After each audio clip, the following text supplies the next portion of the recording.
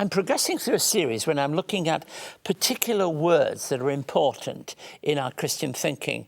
And one of the most difficult of thoughts, and yet one that will relate to so many of us, is that thought of suffering. Suffering goes right back into human experience. There's hardly any generation that hasn't had to face human suffering in one form or another. And suffering and sorrow is a part of the nature of life. The Christian contribution is important, but I'm going to reflect for just a moment from the Old Testament. I want to read to you from Isaiah 53.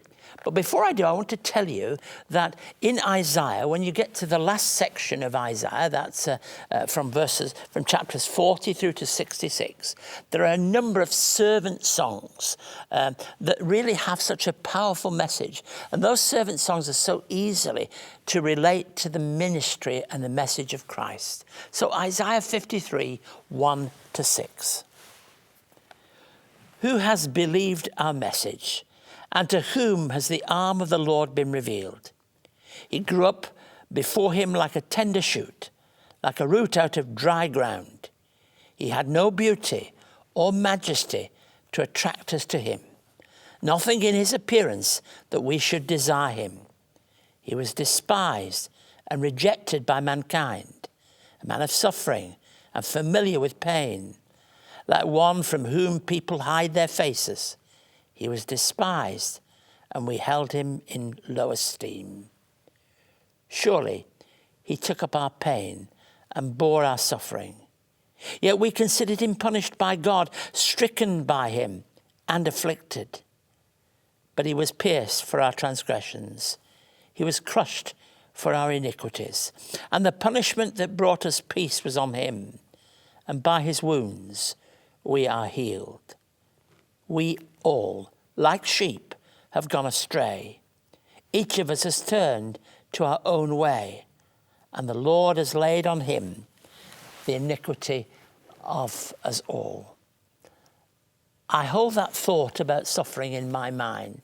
Suffering has been part of my working with people for over 40 years. In ministry, there's never been a time when I haven't felt that somewhere there is somebody within the orbit of my ministry that is in somehow suffering. Different forms of suffering, different kinds of suffering, the reality of physical pain, but the reality much more of emotional, deep pain. A part of our own Christian pilgrimage as Christian leaders can be marked out in some way by this truth about suffering. As my guest today has talked about the fact that she wants to help people who are journeying through different experiences. Suffering is part of that journey. And the way of suffering is part of the ministry of Jesus Christ. I think it's such an important part to identify with. And it brings, if you like, a pathway of healing and peace. From the Old Testament passage that I read, by his stripes, by his suffering, we're healed.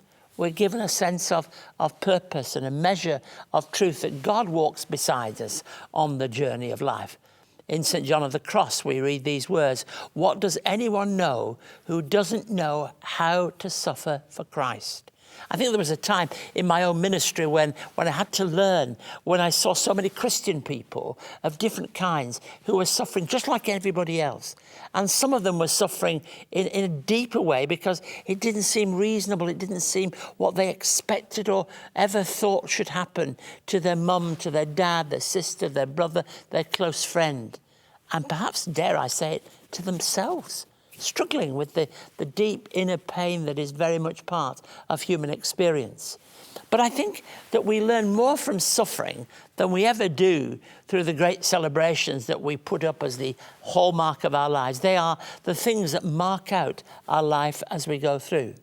C.S. Lewis, of course, as those of you who are regular listeners to the program will know, is a great hero of mine. He wrote this: "God, who foresaw your tribulation, has specially armed you to go through it, not without pain, but without stain." And I think what he was saying was this: you're not going to be protected so that you don't go through these experiences, but it need not destroy you. It need not make it so that you can't look to the future with confidence and with hope, despite what has happened to you. Sometimes they've been the very building bricks of people's lives, the very things that have enabled them. When I look back through Christian stories and history, so many people's stories have been marked out by the difficult things that have happened to them. But somehow God in his grace has taken hold of those things and has enabled them to become the building bricks for the future, the things upon which our lives are based. And when you think of the cross and the way in which Jesus Christ died for us, we recognize in his sufferings that we too can find healing and purpose. We can find peace in every sense of the word once we give ourselves to his cause.